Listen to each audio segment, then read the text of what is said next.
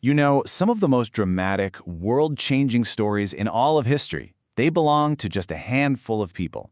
People who dared to venture into the complete unknown. So today, that's what we're going to do. We're diving into their lives, their incredible journeys, and yeah, their complicated legacies. But before we get to the who, let's talk about the why. I mean, what is it that drives a person to explore the unknown? What makes someone leave everything safe and familiar behind to sail right off the edge of the map? Is it pure courage? Is it greed? Or is it something else entirely? I want you to keep that question in the back of your mind as we go through this. All right, Section 1, Into the Unknown. Let's really dig into what was behind these great voyages of discovery. So when you boil it all down, it was really a mix of some pretty powerful forces. On one hand, you've got the pursuit of just massive wealth, right? Finding new, faster trade routes for things like spices and silks. Then there's the whole empire-building angle, the desire to plant a flag and claim new colonies for your country.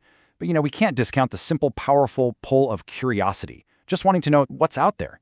And of course, none of it would have even been possible without the unbelievable bravery of those early navigators who were using nothing but the stars to find their way. And that mix of motivations, well, it led to one of the biggest, and I mean biggest, accidental discoveries in all of human history. Which brings us to our next section, A New World. We're going to talk about that accidental discovery and the slow dawning realization of what it all meant. Okay, so this part of the story kicks off with a name I'm pretty sure you've heard before, Christopher Columbus. And his journey, man, it's just the perfect example of aiming for one thing and ending up with something completely different, and something that would change the world forever. So get this. Columbus was an Italian explorer, but he got his funding from the Queen of Spain, and his goal was super specific: sail west to reach the East Indies, what we now call Indonesia. He thought it'd be a shortcut. So after 70 long days at sea, in 1492, he finally hits land.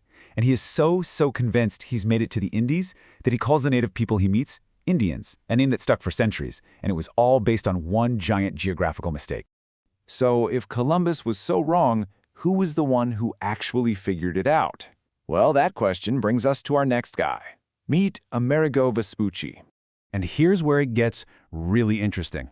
Vespucci, who was a merchant and explorer from Florence, was the first European to land on the mainland of South America. And while he was there, he had this huge aha moment. He realized this isn't Asia. The coastline, the animals, the people, none of it matched. He was the one who figured out that this was an entirely new continent.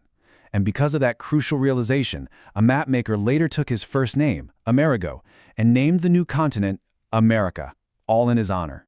So, let's put it this way. Columbus is the guy who stumbles and bumps into a new house in the dark, but Vespucci is the one who comes along, walks all the way around it, looks at the layout, and says, "Whoa, hold on, this isn't just a back porch of Asia, this is a whole new building." See the difference? One reached it, the other realized what it was.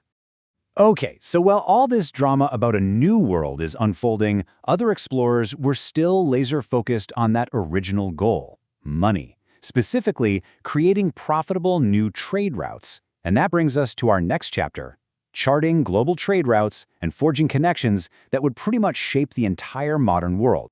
And for that, we need to talk about this man, Vasco da Gama, a Portuguese explorer who was about to pull off exactly what Columbus had been trying to do, just by taking the very long way around.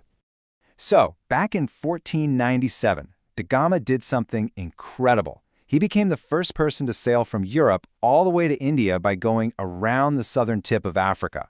It was a brutal, incredibly dangerous journey. And it's super important to remember, he had help. He used information from the legendary Arab navigator Ibn Majid.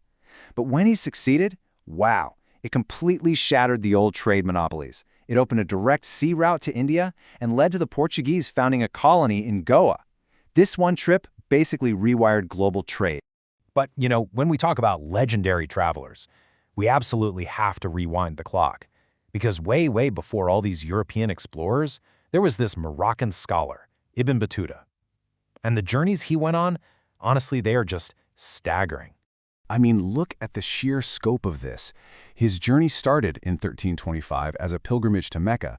It ended up becoming a 30-year odyssey. He traveled through Russia, India, China, Spain, large parts of Africa. For 3 decades, his writings give us this incredible, unique window into what the world was like back in the 14th century. He wasn't so much about discovering new lands, he was more about connecting all the parts of the known world. All right, let's jump forward a few hundred years now. The era of stumbling upon whole new continents was pretty much over. Now, the race was on to do something different, to fill in all the blank spots on the map and to conquer the most extreme, remote places on Earth. And when you talk about filling in the map, you have to talk about this guy, Captain James Cook, a captain in the British Navy and an absolute master navigator and mapmaker. Cook's contributions were just immense. Starting in 1768, he created the first detailed maps of Australia and New Zealand. He was also the first European to sail all the way down to the Antarctic. But his story has a tragic ending. He was killed in a fight on the island of Hawaii, a place that, ironically, he was the first European to have sailed to. But wait, to get the full picture of this part of the world, we actually have to go back in time, before Captain Cook, over 100 years earlier, in fact, to a Dutch explorer named Abel Tasman. See, Tasman was exploring back when the Dutch were the world's greatest sea traders, and in 1643 he discovered New Zealand and a big island just off the coast of Australia. And yeah, I think you can guess what happened next. That island was later named Tasmania, right in his honor. And that brings us to the final frontiers here on Earth, the ends of the world, the icy, brutal, unforgiving poles. And for this story, we need a true professional. Meet Roald Amundsen. This guy was the master of polar exploration. Seriously, he was the first person to ever sail the Northwest Passage from the Atlantic to the Pacific. But his biggest claim to fame? Winning the incredibly dramatic race to the South Pole in 1911. He beat his British rival, Robert Falcon Scott, by a whole month. Scott and his team, tragically, didn't make it back. And Amundsen's own story ended in the wild, too. He disappeared in the Arctic in 1928 during a rescue mission. So, after all of that, the triumphs, the tragedies, the massive mistakes, what's the takeaway? What is the explorer's legacy that continues to shape our world today? Well, their impact is quite literally all over the map. You've got entire continents and countries named after them. America, Tasmania. The global trade networks we rely on today, they were built on the foundations these guys created. The detailed maps you use on your phone are basically the great-great-grandchildren of the charts they drew by hand. And maybe most of all, their stories tell us something powerful about human ambition, that powerful curiosity, and that unstoppable drive to just see what's over the next. And that brings me to a final question, one I want you to think about. What do you know about present-day explorers? I mean, the age of finding new continents is over, sure. But exploration itself, that's not done. So who are they today? Are they the astronauts getting ready to go to Mars? Are they the scientists diving to the bottom of the ocean? Maybe they're the people exploring the incredible universe inside our own DNA. The frontiers have changed, but that human drive to explore, that's not going anywhere.